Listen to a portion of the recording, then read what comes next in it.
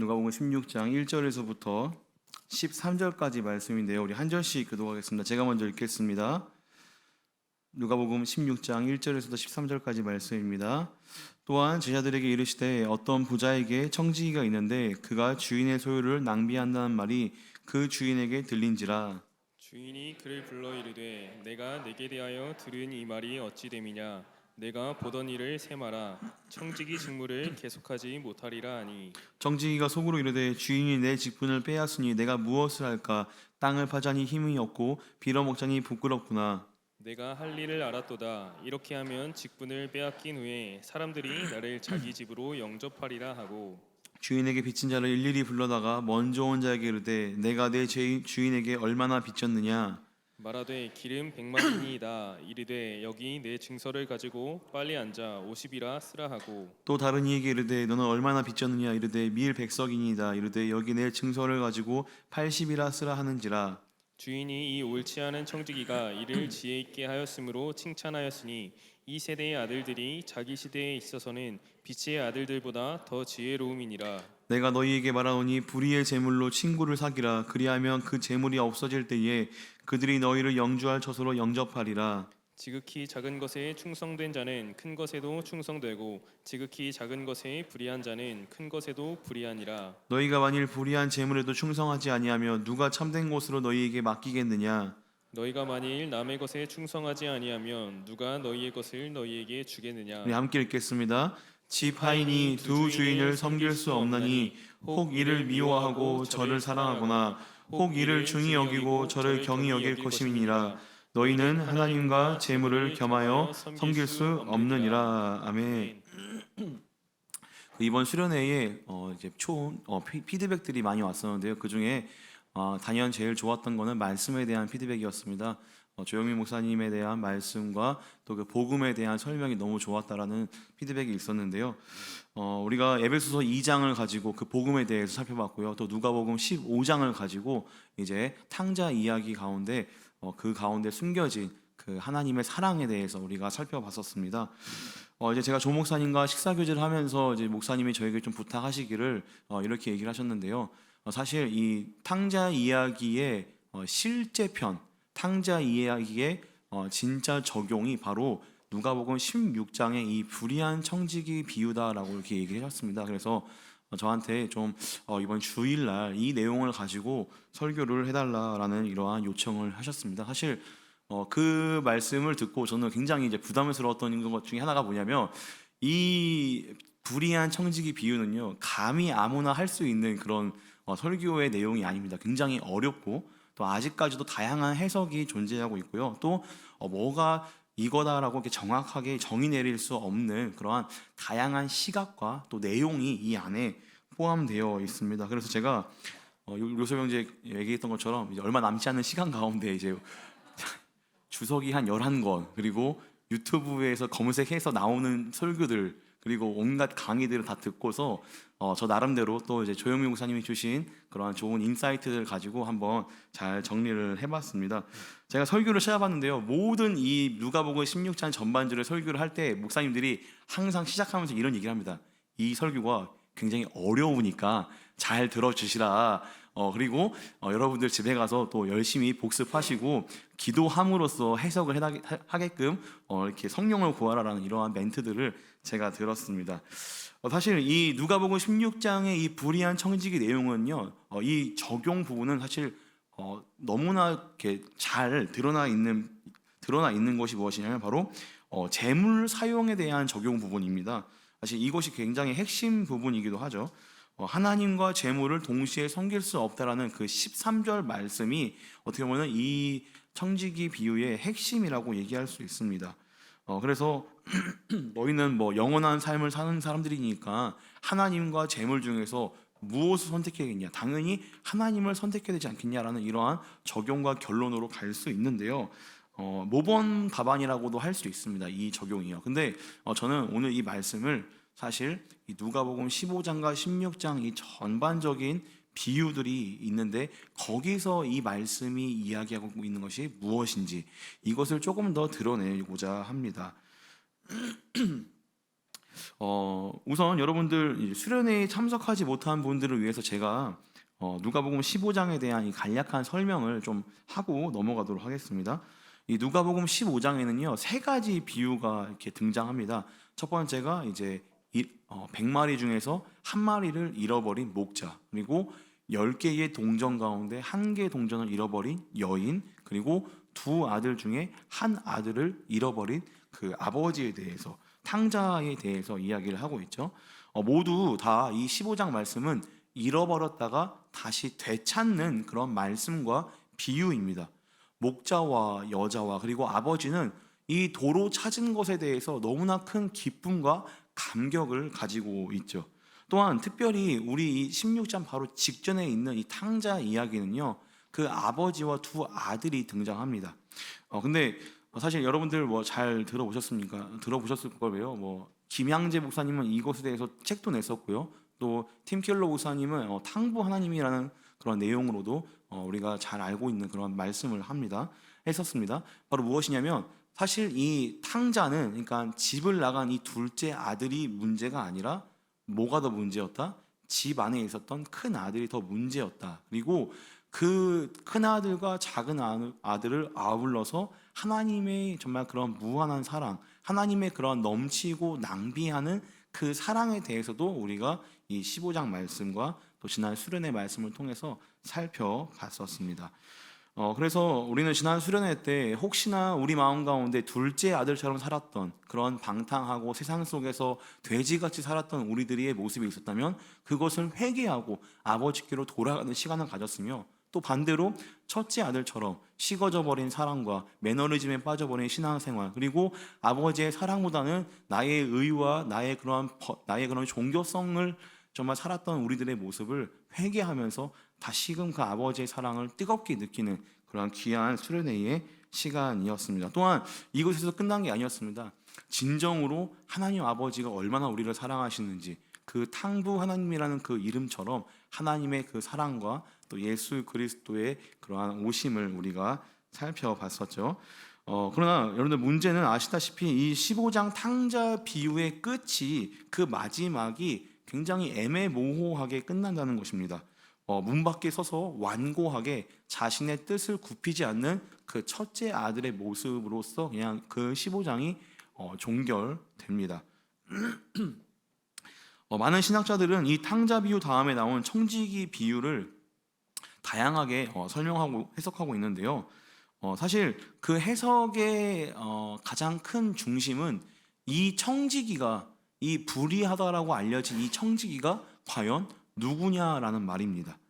이 질문을 할 수밖에 없는데요. 많은 신학자들과 목사님들은 이 청지기가 바로 15장에 나오는 큰아들이다. 그러니까 큰아들의 그 마지막 부분에서 끝났으니 당연히 16장에서 이어지는 그 청지기가 그 15장의 큰아들을 이어받아서 그 이미지가 오는 것이다 라고 설명을 합니다. 그래서 이렇게 이야기했을 때 사실 이 큰아들이 누구를 의미하냐면은 당시에 예수님을 괴롭혔었던, 예수님의 대처점에 서 있었던 바리새인과 서기관들을 의미하고 있는 거거든요. 그러니까 이 청지기가 곧 그 바리새인과 유대인들을 의미한다라고 어떤 학자들과 목사님들을 의견을 내곤 합니다. 사실 이것도 말이 되는 게요, 이렇게 설명할 수 있습니다. 하나님이, 그러니까 여기 16장에서 주인으로 설명되어지는 그 하나님이 자신의 청지기, 종, 그러니까 유대인들에게 재산을 맡겼습니다. 그것은 하나님 나라라는 재산, 하나님의 율법이라는 그러한 선민이라는 그러한 재산을 맡겼죠. 그런데 그 하나님의 재산을 맡은 그 청지기가 불의한 모습으로 고발을 당합니다. 그래서 예수님이 촉구하는 거죠. 너희가 이제 그 재산을, 그 율법을 너무 너희만 가지고 있지 말고 좀 그 율법주의에서 벗어나서 남들의 빚을 좀 탕감해주고 남들의 그런 어려움을 좀 너희가 살펴주고, 그리고 그들을 친구로 얻어라, 그 빚진 자들을 친구로 얻어라라는 그러한 해석을 할 수도 있습니다. 또 이 비유를요 다른 모습에서도 살펴볼 수 있는데요, 이 해석은 누가복음 전체 부분에서 이 불의한 청지기의 모습을 보는 것입니다. 이 누가복음이 기록된 시기가요 언제였냐면 우리 성경책에는 AD 63년경이라고 나와 있는데 어떤 학자들은 70년까지도 이 말씀이 기록되었을 것이다. 그러니까 굉장히 늦은 시간에 이 말씀이 기록되었고 또 이 말씀이 기록되었던 역사적인 그 시점에서 어떤 일이 있었냐면 바로 예루살렘이 로마군에 의해서 완전히 황폐해지고 또 성전이 완전히 무너져 버린 그러한 일이 AD 70년경에 일어나게 됩니다. 그러니까 다시 한번 쉽게 말하자면 이 누가복음에서 얘기하고 있는 이 청지기 비유는 정말 말 그대로 너희 앞에 그 유대인들 앞에 곧 닥칠 종말과도 같은 그 사건, 너희들이 모든 성전과 모든 율법주의가 깨어져 버릴 그 사건 앞에서 너희가 어떤 삶을, 어떤 태도를 살아야 되는지를 설명하는 것입니다.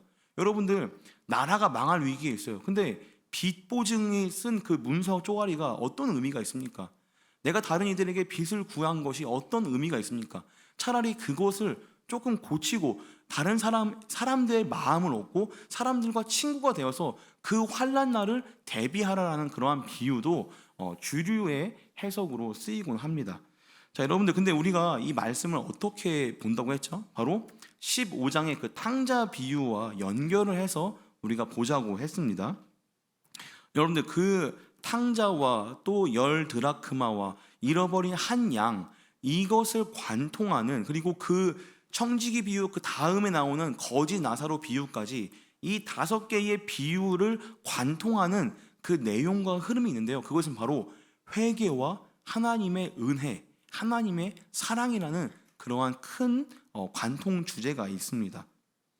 한번 이러한 회개와 사랑이라는 것을 가지고 한번 제가 이 5개의 비유를 한번 해석해 보도록 하겠습니다. 첫 번째로는 이 잃어버린 양입니다. 여러분들, 상식적으로 목자가 한 명이고 내가 가진 양이 100마리예요. 근데 한 마리를 잃어버렸습니다. 그럼 여러분들, 그 여기 말씀 성경에서 이 목자는요 99마리를 그냥 두고 떠나버립니다. 어디로 떠나요? 한 마리 양을 찾기 위해 떠난다는 것이죠. 이것은요 잃어버린 한 영혼에 대한 말도 안 되는 사랑입니다. 계산적으로, 산술적으로 생각해 볼 때 여러분들, 한 마리가 중요합니까? 99마리가 중요합니까? 당연히 99마리가 중요한 거죠. 이거는요, 이 한 마리 잃어버리는군요. 그냥 우리 대형 마트에서도, 제가 옛날에 이마트에 일했는데요, 이마트의 그 로스율이 몇 프로인지 압니까? 1.5%예요. 그러니까 계산기 때려봤을 때 1.5% 빈다? 그럼 이거 그냥 포기하는 겁니다. 그러니까 이거는요, 당연히 그 목자는요 99마리를 챙겨야 되는데, 예수님이 하고 있는, 자신으로 표현되고 있는 그 목자가 무엇을 하고 있어요? 99마리를 포기하고 한 마리를 찾으러 가는 그런 모험을 떠납니다. 또 10드라크마 중에 한 드라크마를 찾았어요. 그런데 그 여인은요 그 한 드라크마를 찾은 기쁨으로 인해서 이 한 드라크마보다 몇십 배, 아니 몇백 배나 더 많은 돈을 들여서 잔치를 엽니다. 이것도 형평성에 어긋나는 행동이죠. 너무나 과한 돈을 쓰고 있습니다. 탕자의 비유도 마찬가지입니다. 아들을 잃어버렸다가 다시 찾은 아버지는요 다시 그 아들의 지위와 신원을 복귀해주고요, 또 금가락지를 끼워주고 신을 신기고 옷을 입혀주고 잔치를 열어줍니다. 아니, 내 유산과 내 돈을 탕진한 아들, 뺨을 때려도 시원찮을 판국에 이 아버지는요 정말로 그 극진한 사랑을 그 아들에게 허비하고 있는 모습을 보여주고 있습니다. 그리고 이 청지기 비유 그 다음에 나오는 나사로와 그 부자 비유는요 뭘 읽습니까? 부자는 생명을 잃습니다. 그리고 그가 가진 재물도 아무 소용이 없는 그러한 이야기를 하고 있죠. 이 불의한 청지기 이야기는요 탕자 이야기와 나사로 이야기 사이에 위치하고 있다는 것입니다. 자, 여러분, 그렇다면 이 청지기는 무엇을 잃고 무엇을 얻습니까? 직장을 잃고 실업급여를 받나요? 네, 그런 게 아니죠. 네. 여기서도 분명히 하나님의 어떠한 은혜의 원리, 회개의 원리가 이곳을 관통하고 있다는 것입니다. 우리 함께 이 불의한 청지기가 무엇을 잃었는지 함께 1절 말씀 한번 보도록 하겠습니다. 1절입니다. 함께 읽겠습니다. 시작. 또한 제자들에게 이르시되 어떤 부자에게 청지기가 있는데 그가 주인의 소유를 낭비한다는 말이 그 주인에게 들린지라. 자, 오늘 말씀의 대상이 누구냐? 바로 제자들입니다. 그러니까 예수님을 따르는 제자들에게 지금 이 말씀, 이 비유를 하고 있는 거예요. 의도가 있죠. 또한 이 청지기는요, 그냥 일반적인 종이 아니라 관리자, 매니저입니다. 그러니까 그 요셉의 그 보디발 밑에서 했었던 그런 지위와 위치와 비슷한 것입니다. 근데 이 청지기가 누군가에게 고발을 당합니다. 밀고를 당한 거죠. 어떤 이유냐면 주인의 소유를 낭비하고 있다라는 그러한 밀고를 받습니다. 근데 사실 여부를 확인하지 않고 주인은 그냥 그 말을 믿어버려서 그 청지기를 부릅니다. 여러분들, 고발을 당했다라는 것이 그 신약 성경에서 아주 중요한 포인트들이 될 수 있는데요. 신약 이 공간복음에서 항상 고발하고 있는 사람들이 있습니다. 누구일까요? 항상 누군가를 고발하고 있는 사람들, 바로 바리새인과 서기관과 대제사장입니다. 이들은요, 항상 자신들이 가지고 있는 그 율법을 가지고 다른 이들을 고발합니다. 죄 있는 죄인들, 세리들, 창녀들, 힘없는 자들을 항상 그 고발의 자리에 세웁니다. 그리고 이러한 고발의 이미지, 고발이 쌓이고 쌓여서 어디까지 가냐면 우리가 잘 알다시피 공간복음 맨 마지막 항상 어떤 고발이 그 끝을 이루고 있죠? 예수님에 대한 그들의 고발, 유대인들의 고발이 그 핵심 정점에 서 있습니다. 예수님을 고발하여서 십자가에 매달게 한 바리새인들과 대제사장들을 우리는 잘 알고 있습니다. 자, 다시 말씀을 돌아와서 이 익명의 사람들이 고발을 했는데요, 청지기가 주인의 재물을 낭비한다고 했습니다. 여기서 낭비는요, 우리가 앞서 그 탕자의 비유에서 들었던 누가복음에서 단 2번밖에 안 나오는 헬라어 원어로 디아스 코르피죠. 그러니까 영어로 프로디걸이라는 그러한 탕자의 그러한 쓰였던 단어가 여기에 다시 한번 쓰이고 있습니다. 우리는 탕자였던 그 아들보다 더 심한 낭비를 보여줬던 아버지에 대해서 살펴봤죠. 똑같이 그러한 동일한 단어가 쓰입니다. 그러니까 탕자의 이야기와 지금 이 청지기의 이야기, 이 1절이 그 탕자의 이야기를 받고 있다는 것이죠. 자, 이렇게 고발당한 청지기는요, 이제 머리를 씁니다. 내가 퇴직 후에 땅을 갈자니 힘이 없고 또 거리에서 빌어먹자니 부끄럽다는 그런 고백을 하고서 이제 자신이 할 수 있는 일을 생각하고 고안한 끝에 주인에게 빚을 졌던 사람들을 하나 둘씩 모읍니다. 그리고 그들에게 주인에게 졌던 빚을 탕감해주고 그들에게 호의를 얻죠. 누구는 절반, 누구는 5분의 1 이렇게 빚진 자들의 빚을 탕감해주고 있습니다. 청지기는요, 여기서 사실 불의한 행동을 했습니다. 자신의 돈도 아닌데 주인의 돈을 낭비한 것이죠. 죄를 저질렀습니다. 그는 분명한 잘못을 저질렀습니다. 그런데 여기서 말씀에 반전이 있습니다. 무슨 반전이냐면 오히려 그 주인은요, 이러한 모습에 흐뭇해하고 있습니다. 도덕적으로 상식적으로도 이해가 되지 않는 장면입니다. 아니, 혼나고 감옥에 가고 벌을 받아야 되는데 그렇게 해도 부족할 판국에 지금 오히려 그 주인은요, 청지기를 옹호하고 칭찬하고 지혜롭다라고 이렇게 표현을 합니다.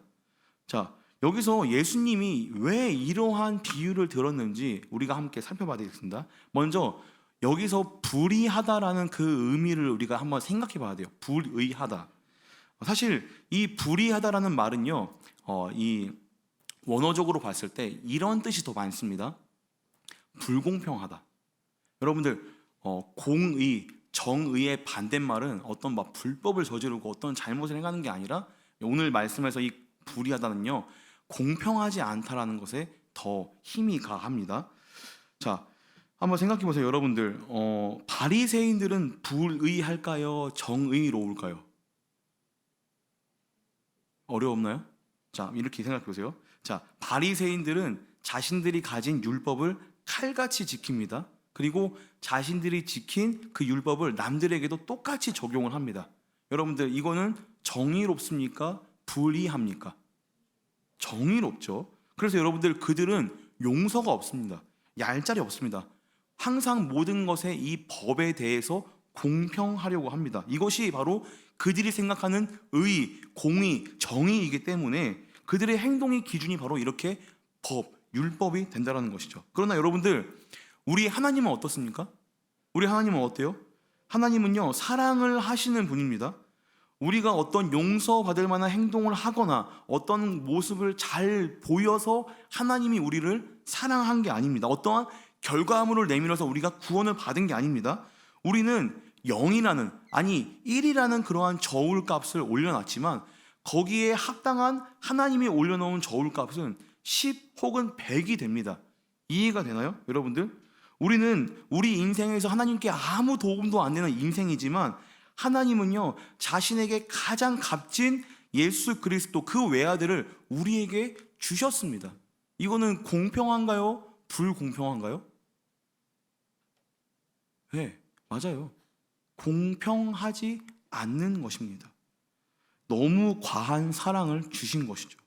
하나님은요, 하나님의 사랑은요, 예수님의 사랑은요, 계산적이지 않습니다. 바리새인은요, 이것 때문에 못마땅한 것이에요. 예수님은요, 하나님의 아들인데 사실 어떻게 보면은 계산적으로 봤을 때, 공의로 봤을 때 이 예수님은요, 오히려 이렇게 정의롭게 살고 있는 바리새인들과 어울려야 했습니다. 바리새인들은요, 법을 잘 지키고 칼같이 공의롭게 행동하고 모든 것에 대해서 하나님의 흠이 없는 그런 사람들이었는데 오히려 하나님의 아들인 예수님은요, 이 바리새인들과 어울려야 했겠죠. 그런데 이렇게 해야 좀 그림이 맞아야 되는데 예수님은 그렇지 않으셨습니다. 죄인들과 세리들과 창녀들과 어울렸다는 것이죠.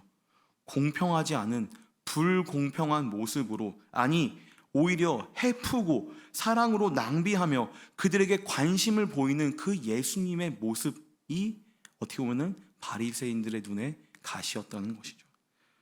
예수님은요, 그러한 죄인들을 사랑으로 덮어주시고 용서하시고 친구가 되어주시고 그리고 그 친구의 범주 안에 심지어 우리들까지 넣어주시는 그러한 사랑을 우리가 볼 수 있습니다. 다시 말씀으로 돌아가겠습니다. 여러분들, 이 주인은요, 사람들이 불의하다라는 그 청지기에게 어떻게 얘기를 했냐면 지혜롭고 그를 칭찬했습니다. 그런데 여기서 조금 이상한 단어가 나옵니다. 조금 이상한 단어가 있는데요, 바로 무엇이냐면 이 칭찬이라는 단어가 조금 이상합니다. 왜냐하면 사실 이 칭찬이라는 단어는요, 원래 뜻이 찬양하다, 찬송하다라는 뜻이에요. 그러니까 여기서의 이 칭찬은 아주 적은 비율의 그러한 해석이 칭찬으로 들어가 있는 것입니다. 원래는 찬양하다, 찬송하다라는 뜻이에요. 여러분들 생각해 보세요. 주인이 청지기를 찬양하고 찬송하는 게 말이 됩니까? 원래 이 단어는요, 하나님께 쓰였던 단어 혹은 어떤 신적인 존재에게 썼던 단어, 칭찬이라는 단어를 지금 이 청지기에 쓰고 있습니다. 그리고 이 청지기를 어떻게 얘기하고 있냐면 지혜롭다라고 얘기합니다. 지혜롭다. 근데 성경에서 이 지혜라는 단어가 신약에서 딱 한 번밖에 안 써요. 여기서 쓰이는 원어가 이 누가가 뭔가를 의도하고 있는 거예요. 그냥 보통 평범한 지혜가 아니라 뭔가 특별한 지혜가 이 청지기에게 있다라는 것을 설명하고 있습니다. 한번 이 두 가지를 한번 종합해 보겠습니다. 어떤 대상, 신에게나 하나님에게나 쓸 법한 그러한 칭찬을 청지기에 하고 있습니다. 또 이 청지기에게 지혜를 쓰는데 아주 특별한 지혜를 쓰고 있습니다. 그리고 이 지혜는요, 사실 구약 성경 전반적으로 다 누구를 의미하고 있냐면 바로 예수 그리스도를 의미하고 있는 그러한 단어입니다. 누가복음은 또 신기하게도 이 구약에서의 이 의인화된 지혜를 다른 어떤 신약 성경에서도 쓰지 않는 방법으로 쓰고 있습니다. 바로 구약에서 썼던 그 방법, 지혜를 의인화, 그러니까 지혜를 사람처럼 설명했던 그 방법을요, 누가복음만 쓰고 있습니다. 한번 우리 누가복음 7장 35절과 11장 49절 말씀 한번 읽어보도록 하겠습니다. 우리 두 절인데 한번 읽겠습니다. 시작. 지혜는 자기의 모든 자녀로 인하여 옳다함을 얻느니라. 네, 지혜가 사람처럼 쓰였죠. 또 있습니다. 49절 말씀 읽겠습니다. 시작. 그러므로 하나님의 지혜가 일렀으되 내가 선지자와 사도들을 그들에게 보내리니 그 중에서 더러는 죽이며 또 박해하리라 하였느니라. 자, 이것을 종합해 봤을 때 이 비유는요, 이제 15장에서부터 쭉 끌고 오면 이렇게 해석해 볼 수 있습니다. 여기서의 주인, 이 불의한 청지기 비유에서 주인은요, 우리가 알고 있는 하나님, 성부 하나님으로 볼 수 있습니다. 그리고 또 여기서 보고 있는 이 청지기는 그 하나님의 아들 예수 그리스도로 설명이 되어질 수 있고 또 그 예수 그리스도 안에 있는 제자들, 교회들, 성도들까지 그 범주 안에 넣을 수 있다는 것이죠. 여러분들 행동이 잘못되었습니다. 예수님도 수많은 잘못된 행동을 합니다. 그런데 이 잘못된 행동이라는 기준이 누구의 기준이죠? 바로 제사장과 바리새인들과 서기관이 봤을 때 잘못된 행동입니다. 안식일에 예수님이 병든 사람을 고쳤어요. 잘못된 행동을 했습니다. 누가 보기에? 유대인들과 그들이 보기에. 밀을 까드시고 어울리지 말아야 할 사람들과 식사 교제를 했습니다. 이것도 잘못된 행동이었습니다. 누가 보기에요? 유대인들과 이 바리새인들이 보기에 잘못된 행동이었다는 것이죠. 그러나 여러분들 오히려 그 주인은요 이러한 잘못된 행동을 보며 어떻게 반응을 보입니까? 청지기 비유에서는요 칭찬하고 그를 지혜롭다 하며 그를 높이고 있는 모습을 보여주고 있습니다. 이 행동으로 인해서 그는 많은 친구들을 얻었기 때문이고요. 이 행동으로 인해서 그 주인의 이름이 높아졌기 때문에 칭찬하고 있습니다. 예수님은 이 비유를 통해서 사실 제자들에게 이야기를 하고 있습니다. 불의한 재물을 썼지만 사실 이것은요 어떻게 엄연히 보면은 주인의 재물입니다. 그러니까 곧 하나님의 재물, 하나님이 그 아들과 우리들에게 주신 모든 것들이라고 우리가 의미 지을 수 있습니다. 여러분들 사실 우린 이런 고백을 하고 있지 않습니까? 나는 새로운 생명을 얻었다. 나는 하나님이 주신 삶을 살고 있다. 내게 주신 모든 재물과 재산은 다 하나님이 주신 것이다. 나의 건강도 시간도 남은 여생도 다 하나님의 것이다 라는 그러한 우리가 성도의 고백을 하고 있지 않습니까? 맞습니다. 여러분들 우리는 그런 삶을 살고 있는 사람들입니다. 하나님이 주신 것으로 하나님이 공급하신 것으로 살고 있는 사람들입니다. 더 이상 내 것이 아니고 우리 것이 아닙니다. 나의 것이라고 주장할 수가 없습니다. 우리는 하나님께 속한 백성들이고 종이고 자녀이고 또 오늘 말씀으로 치면 우리도 이 청지기가 될 수 있다는 것이죠. 하나님의 재물과 하나님의 재산을 사용하는 청지기라는 것입니다. 사랑하는 우리 라이프캐쳐 여러분들, 하나님은요 우리를 구원하셨습니다. 여러분들을 건져내 주셨습니다. 우리에게 새로운 삶과 새로운 인생을 살게 하셨습니다. 그리고 우리들에게 이제 새로운 삶의 방법, 어떻게 살아가야 되는지에 대한 그 방법을 알려주십니다. 그것은요 오늘 말씀처럼 오늘 이 청지기처럼 주인의 재산을 낭비하며 주인의 재산을 사용하며 사는 삶입니다. 다시 말해 주인 되신 하나님이 여러분들에게 우리에게 맡긴 이 모든 것을 다른 이들을 위해 쓰는 낭비하는 원어로 보면 흩뿌려 버리는 그러한 삶을 살아야 된다라고 적용을 하고 있습니다. 하나님이 주신 것을 위해 나를 위해 쓰는 게 아니라 하나님이 주신 것을 나만을 위해 쓰는 것이 아니라 남들을 위해 쓰고 살으라라고 하는 것입니다. 여러분들은 어떻게 삶을 낭비하고 싶습니까? 여러분들의 즐거움과 안녕만을 위해서 사용하고 싶습니까? 하나님의 것을 여러분 혼자만 누리며 살고 싶습니까? 여러분들 13절 말씀처럼요 재물과 하나님은 같이 갈 수 없습니다. 한 가지는요 흩뿌려야 됩니다. 설마 재물을 주시고 하나님을 뿌리실 분들은 없으시겠죠? 하나님 저로 가세요. 나는 재물을 갖고 가겠습니다. 이런 분들은 없으실 겁니다. 저는요 딱 두 가지만 우리들의 삶에 한번 적용을 해보고자 합니다. 저는요 우리 라이프 캐쳐 분들에게 딱 두 가지 적용. 과연 어떻게 여러분들의 삶을 허비하고 하나님의 재산을 어떻게 낭비할 것인가. 첫 번째는 여러분들 다음 세대 교사가 되시길 바랍니다. 저는 가르칠 능력이 없어서요. 저는 달란트가 없었어요. 여러분들 걱정하지 마세요. 그 청소년부에 무섭게 생기신 분이 있는데 그분을 제가 물 선생님이라고 했습니다. 그러니까 애들이 물 먹으려고 뒤로 오면은 안 돼, 저로 가. 이것만 하시는 분이 있어요. 물 선생님이라고. 예, 지금 유치부, 유년부, 초등부에 3명이 필요합니다. 물 선생님이. 그러니까 여러분들 마음이 중요해요. 여러분들 가면 할 것이 많이 있습니다. 사람이 부족합니다. 여러분들 제가 예전에 이제 교육 디렉터라고 교디라고 불리는 그 직업을 이제 했었는데 그 1년에 한 번 그 교사들을 다 모아놓고 이제 파이팅을 외치는 그런 시간이 있었습니다. 저는 그 교사들에게 다른 어떠한 요구보다도 딱 한 가지 요구만 했습니다. 그게 뭐였냐면 우리 선생님들 우리 아이들을 위해서 토요일 날 딱 2시간만 쓰시기 바랍니다. 토요일 날 여러분의 시간을 딱 2시간만 쓰시기 바랍니다. 그 2시간이 기도하는 시간이 되어도 좋고요. 그 2시간이 부서를 위해서 뭔가를 일을 하는 시간이 되어도 좋고요. 아이들을 신방하는 시간이 되어도 좋습니다. 토요일 날 딱 2시간 어렵지 않습니까? 제가 2년 내내 했는데 내가 진짜 할 얘기 너무 많은지 아무튼 이 2시간이 어렵나 봐요. 많이 어렵죠, 여러분들. 여러분들의 삶을 좀 그렇게 하나님이 주신 시간을 재물을 그렇게 허비하면 좋을 것 같습니다. 자, 여러분들 그래서 제가 그 교사 모집 그 광고에 넣었습니다. 제가 김재현 전도사님한테 내가 이번 주에 30명 데려갈 테니까 그 8월 말까지 딱 접수 받고 9월달, 10월달 2달간 교육시키고 11월달에 이제 로테이션 돌아가지고 이제 맞는 부서를 찾아가지고 12월달에 임명시켜라. 그러면 이제 우리는 이제 대박 터뜨리는 거다. 우리 다음 세대를 살리는 거 맞다. 여러분들 교사에 적극 지원해 주시기 바랍니다. 자, 또 하나의 적용은요.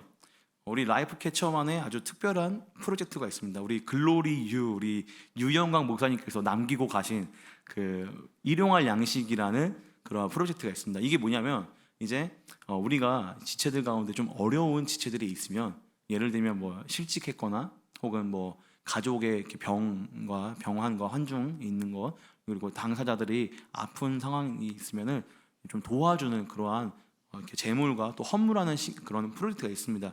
올해 상반기만 해도 한 4명의 친구들과 지체들에게 이것을 지급했고요. 또 이게 계속 그것을 계속 펼쳐 나가려고 합니다. 그래서 여러분들 나는 가진 게 돈밖에 없다라고 하시는 분들은 우리 회계님 어디 있어요? 회계님한테 연락하세요. 예. 일용할 양식 그 통장 계좌가 있습니다. 그래서 거기다가 잘 모아놓고 아픈 지체 혹은 직장이 어려운 가정이 어려운 지체들에게 도움을 주려고 하니까요.